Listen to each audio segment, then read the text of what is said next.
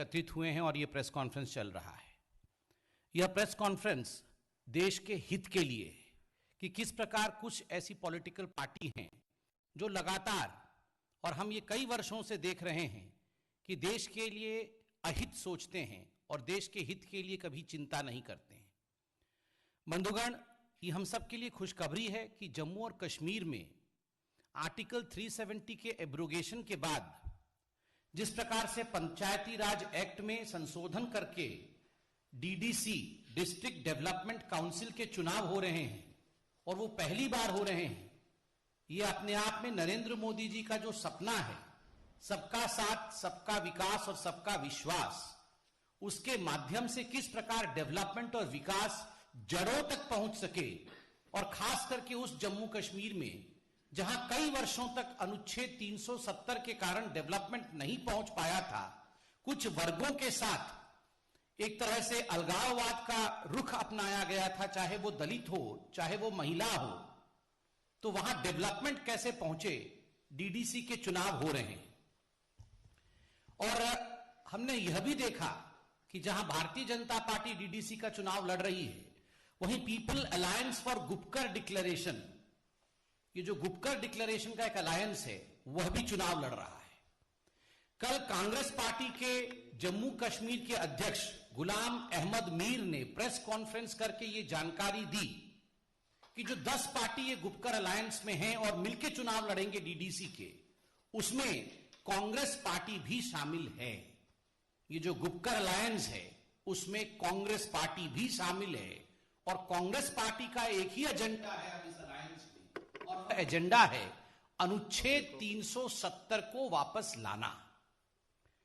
बंधुगण, आपको जानकर आश्चर्य होगा, कल कांग्रेस पार्टी के अध्यक्ष, जम्मू कश्मीर के अध्यक्ष सोनिया जी और राहुल जी के कहने पर जिस प्रकार फारूक अब्दुल्ला जी से मिले और जो स्टेटमेंट जारी किया गया, उसमें एक लाइन लिखा गया है, मैं पढ़ता हूं, to defeat those who have been forcefully implementing the laws in union territory, कि ये जो गुपकर अलायंस है उसका मुख्य उद्देश्य है कि जो लोग बाध्यतम, फोर्सफुली जम्मू कश्मीर में कानून को थोप रहे हैं, उन शक्तियों को हराना है।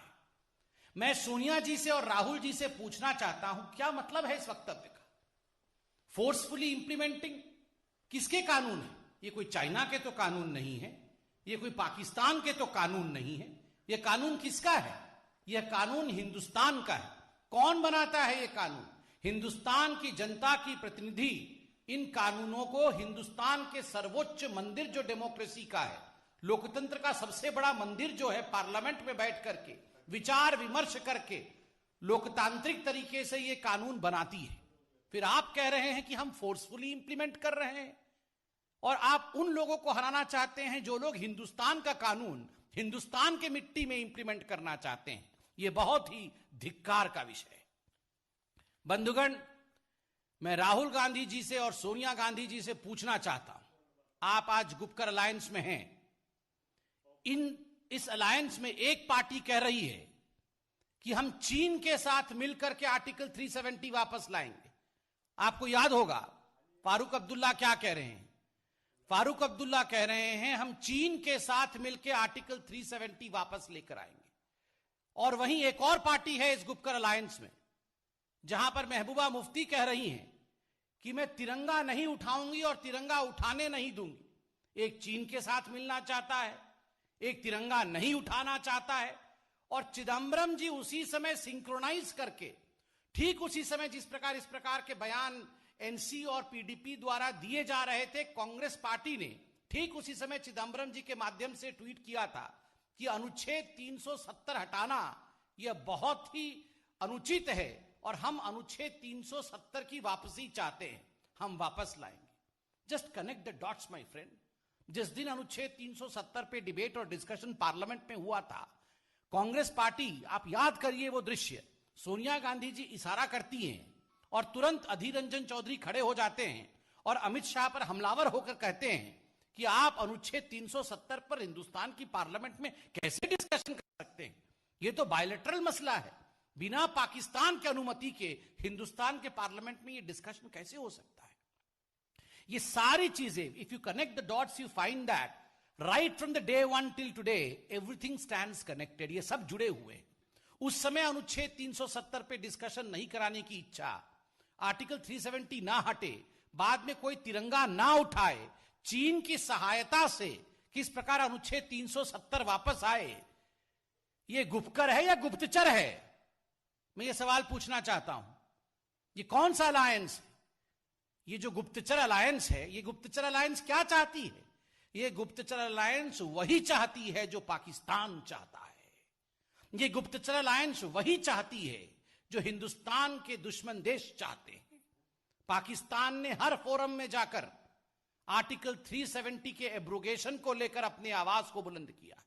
पाकिस्तान हर जगह कह रही है कि अनुच्छेद 370 हटना अच्छी बात नहीं है और अनुच्छेद 370 वापस आना चाहिए। वो संयुक्त राष्ट्र तक चली गई है।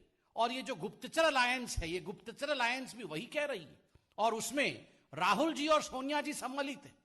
आज मैं एक बात यहां सोनिया गांधी जी से और राहुल गांधी जी से पूछना चाहता हूं।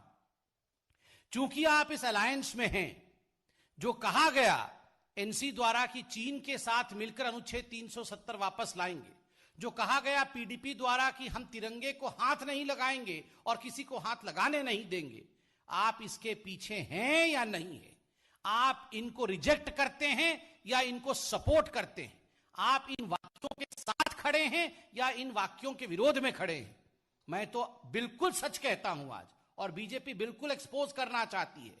इन सब की सांठगांठ है, और राहुल और सोनिया जी के सांठगांठ से ही, चाहे वो पीडीपी हो चाहे फारूक जी हो, इन्होंने इस प्रकार के बयान दिए।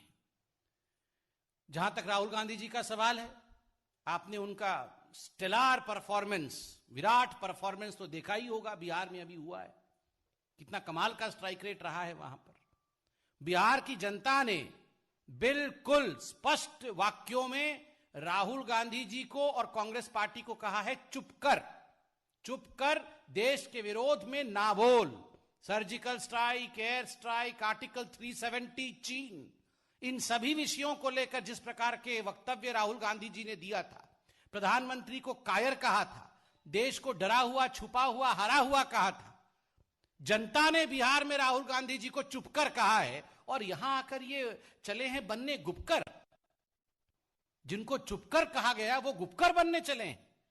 बंधुगण, ये जो पार्टनरशिप है, एनसी, पीडीपी, राहुल जी, सोनिया जी, एमओयू, चीन, पाकिस्तान, संयुक्त राष्ट्र में पाकिस्तान राहुल जी के नाम से पहला वाक्य ड्रोसियर में देता है, कि क्या है ये जो पार्टनरशिप है? इस पार्टनरशिप के पीछे क्या राज है? इसके विषय में कौन जवाब देगा? राहुल जी, आपके लिए आज शिवानंद तिवारी जी ने बिल्कुल सही शब्दों का प्रयोग किया है कि आप पिकनिकिंग प्रेसिडेंट हैं। आप जिसका स्पर्श करते हैं उसका वजूद समाप्त हो जाता है। आप साइकिल पर बैठे, आज साइकिल की क्या हाल है, बाद में आपको साइकिल के कैरियर से उतारना पड़ा। आप लालटेन के पास बैठे, पानी निकालकर, मिट्टी का तेल निकालकर पानी भरा, लालटेन बुझ गया। जिसको जिसको छुआ है वो सब बुझ गया है, मिट गया है। और आज हम तो छोड़िए, भारतीय जनता पार्टी तो हमेशा सच्चाई कहती है। आज आपके साथी सच्चाई कह रहे हैं। आपको आपके साथी शिवानंद तिवारी जी कह रहे हैं कि आप नॉन परफॉर्मिंग पिकनिकिंग प्रेसिडेंट, एनपीपीपी हैं, नॉन परफॉर्मिंग पिकनिकिंग प्रेसिडेंट। हम तो शुरू से ही कह रहे हैं आप एनपी हैं, नॉन परफॉर्मिंग एसेट है, और अब तो आपके साथी कह रहे हैं आप नॉन परफॉर्मिंग पिकनिकिंग प्रेसिडेंट है, आप पिकनिक करते रहते हैं।